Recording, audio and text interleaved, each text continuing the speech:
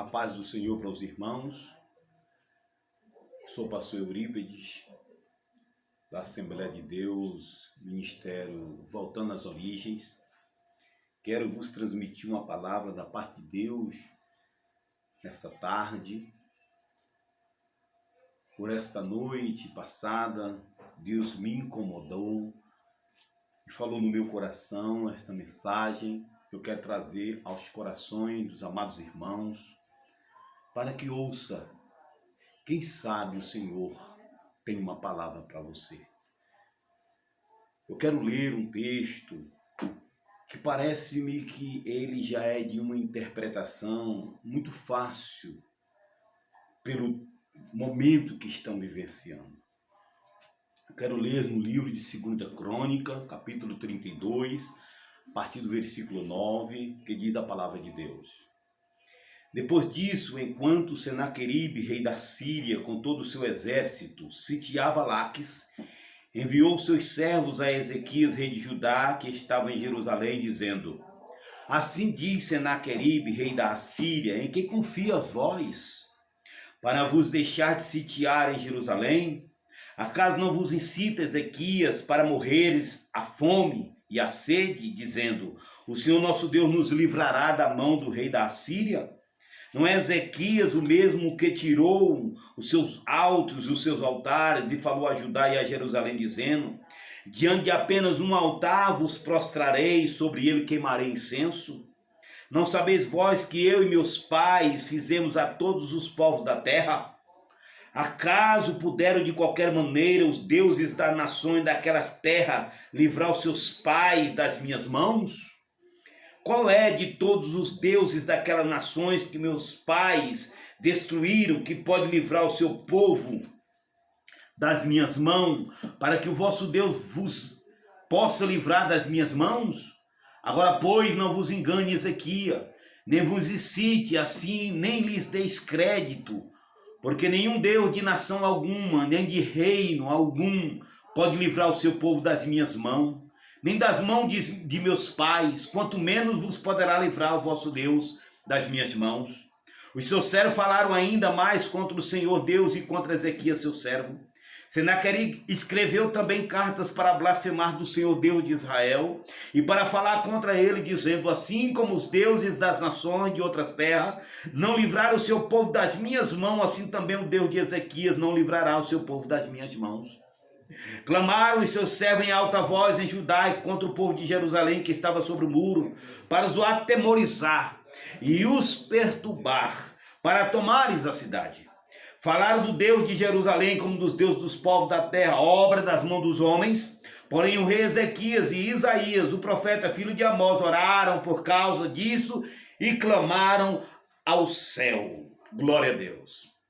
Esse mesmo texto, essa mesma passagem, ela se encontra também no livro de 2 Reis, capítulo 18, no versículo 31 e o 32. Somente esses dois textos eu quero deixar para os irmãos, que quando o Senaqueribe ele começa a clamar ante o muro de Jerusalém, ele continua dizendo assim para aquele povo: Não deis ouvidos a Ezequias, porque assim diz o rei da Assíria: Fazei a paz comigo, e vinde a mim, e comei, cada um da sua própria vide e da sua própria figueira, e bebei cada um da água da sua própria cisterna, até que eu venha e vos leve para uma terra como a vossa, terra de cereal e de vinho, terra de pão e de vinhas, terra de oliveiras e de mel, para que vivais e não morrais. Não deis ouvido a Ezequias, porque vos engana, dizendo: O Senhor os livrará. Glória a Deus. Pois bem, nessa manhã, senti impactado de Deus por essa passagem bíblica. Eu gostaria de transmitir a cada um de vocês. Senaqueribe, era bem verdade que ele era o destruidor da época. Colocava pavor. Por onde ele passava, a morte o acompanhava. Ninguém ficava de pé. Todos caíram. Não sustentaram diante deste rei. diante desta praga, diante dessa peste, onde ele passava, o pavor tomava conta, a tristeza, a angústia. As pessoas procuravam se ocultar, se esconder. Nada adiantava. Agora ele chega ante os muros de Jerusalém. E ele estava, nesta época, reinando o rei Ezequias.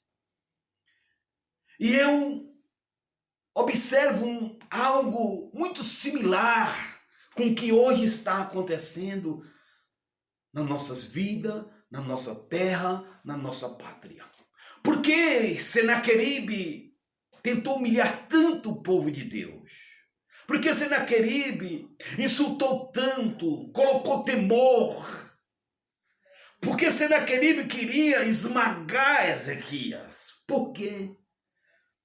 E eu procurando na Bíblia, por que tanta fúria? E ali eu vejo alguns pontos na vida de Ezequias que causou isto, neste rei maligno, nessa enfermidade. Primeiro ponto que eu observo, Ezequias procurou fazer diferente do que fizeram os seus pais no passado, do que fizeram os líderes no passado, no que fizeram os governos do passado. Ele quis fazer diferente, ele colocou no coração em fazer diferente, ele não queria fazer igual, ele sabia que ele seria destruído se fizesse igual, ele não queria fama, ele não queria aplausos, ele queria obedecer a Deus, fazer as coisas de Deus, viver a verdade, aleluia. E a primeira coisa que ele fez no capítulo 29 desse mesmo 2 Crônica foi... ele manda abrir o templo, manda abrir a casa do Senhor, manda adorar a Deus, manda glorificar ao Senhor. O segundo ponto, os levitas purificam o templo, purifica a casa, aleluia, unge a casa. Havia uma mudança agora, não era como ontem, não era como demais. Aleluia. O terceiro ponto, ele estabelece o culto a Deus. Ele queria fazer diferente. O terceiro ponto, ele celebra a Páscoa.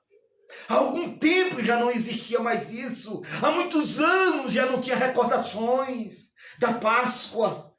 E em quinto, ele regula as contribuições. Ou seja, ele coloca as claras.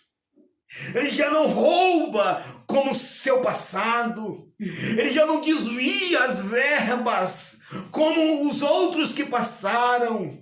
Ele regula as contribuições, ele organiza para que tudo vai bem, para que tudo aconteça, para que o nome do Senhor seja glorificado.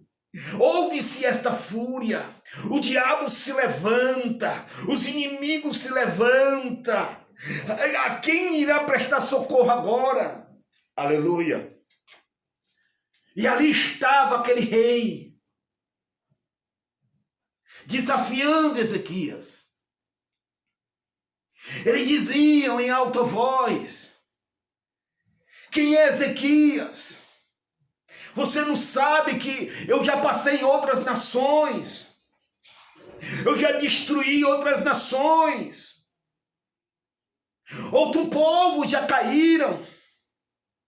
Aquela peste, aquele demônio, aquela enfermidade que destruía. Senaqueribe representa o mal, representa a peste, representa a enfermidade. Por onde ele passava, ele deixava um rastro de sangue, de dor, de angústia. E agora ele chega diante do rei, do reino de Ezequias, nos muros de Jerusalém de Judá, e começa a clamar, a gritar e dizer: quem é tu, Ezequias? Você não entende, você não percebe que ninguém se susteve diante de mim? Recoa, joga a toalha, pede para sair, entrega-se. Ezequias, irmãos, Ele sabia da enfermidade. Ele sabia do que estava acontecendo. Ele sabia da fúria que estava acontecendo. Mas o inimigo é feroz. O inimigo não dá trégua.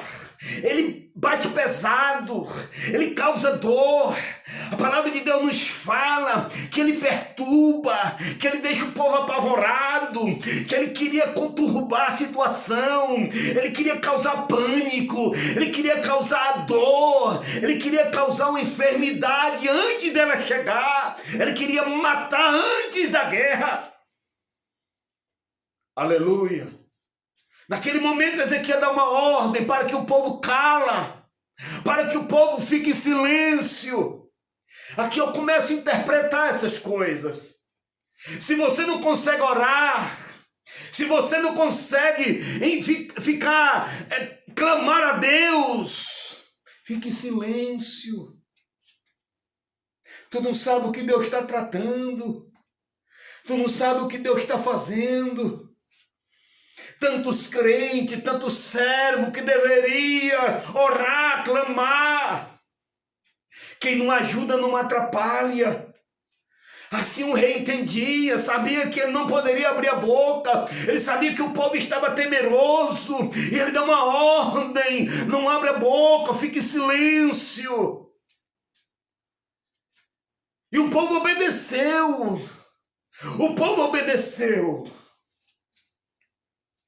E agora, quando eu li aqui no texto da palavra de Deus, aquele rei começa, quando acusaram Ezequias de dizer, Ezequias quebrou os altares, Ezequias destruiu os altares, aquele monte de Deus que ele tinha, agora ele fez só um único altar, e agora ele diz que só um Deus pode livrar ele. Agora ele fica buscando esse Deus. Quem é você, Ezequias? As pessoas começaram a angustiar-se. Aleluia! Quem é você, Ezequias?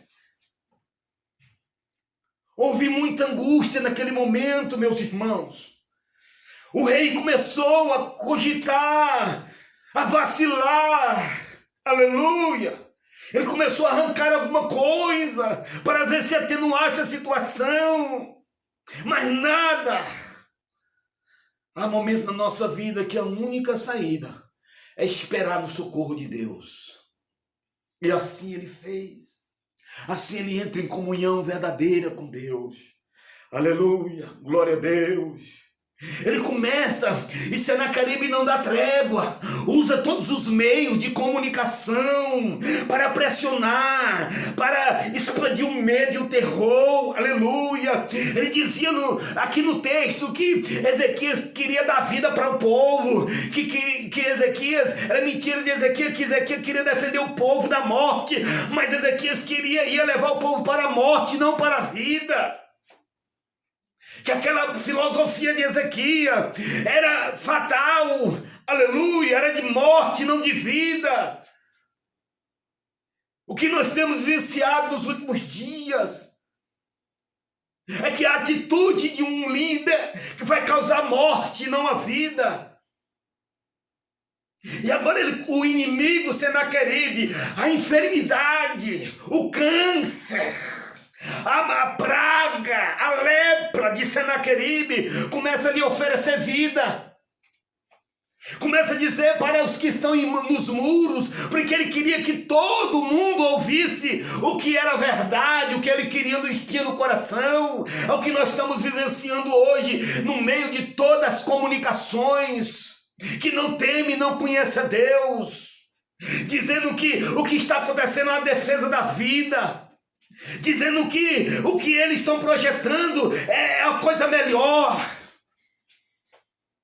E Senaqueribe afrontava dizendo: entrega-se, clamava alto para que todos os pequenos ouvisse e se entregasse, abandonasse e virasse as costas para o rei, e virasse as costas para o governo que naquela época governava Jerusalém. Ele queria pressionar o povo, para que o povo desistisse de acreditar em milagres. Mas aquele povo nos surpreende. Aquele povo continuou em silêncio. E Senaqueribe insistia, dizendo na sua própria língua, dizendo: eu vou dar terra melhor, eu vou cuidar de vocês melhor. Olha, se você desistir dessa loucura de enfrentar eu, se você não entregar as armas, se você não parar desse negócio, olha, vocês vão morrer. É melhor vocês me entregar as armas, se render, porque vocês vão viver numa melhor terra. É mentira, irmãos, é mentira. Ele ia ser escravos. Eles iam morrer de fome, eles não iam suportar a prova, eles iam ser mendigo. É mentira do que nós estamos vivenciando essa geração. As pessoas não têm noção do que está em volta. É tempo de buscar a Deus, não é tempo de virar costa, não é tempo de se acovardar, é tempo de clamar. Aleluia, glória a Deus, porque a palavra de Deus nos fala: feliz é a nação cujo Deus é o Senhor. Aleluia. Nunca se ouve em toda a história um governo, alguém que colocasse Deus como atalaia, Deus como principal desta nação. Por que não orar? Por que não calar, pelo menos? Por que falar? Porque nós somos tendenciosos a tocar no vaso antes dele ser formado. É bem verdade que o vaso, ele se encontra em fases. Às vezes uma fase feia, uma fase que parece que não vai dar certo, mas quando o oleiro termina o vaso, todos vão olhar e dizer: glória a Deus, aleluia. Os que confiam no Senhor, irmão, serão como os montes de Sião, que não se abala, mas permanece para sempre. Aleluia! Quantos foram enviados de Deus? Quantos Deus mandou? Quantos profetas Deus mandou para falar do seu nome? E as pessoas não acreditaram, as pessoas mataram. Ei, eu estou falando do próprio povo de Deus. Mataram, destruíram, trouxe sobre si maldições. Teve a oportunidade de abraçar uma causa, teve a oportunidade de abraçar aquilo que Deus colocou, e a cegueira espiritual, a mídia, o clamor, a multidão apagou. Aleluia.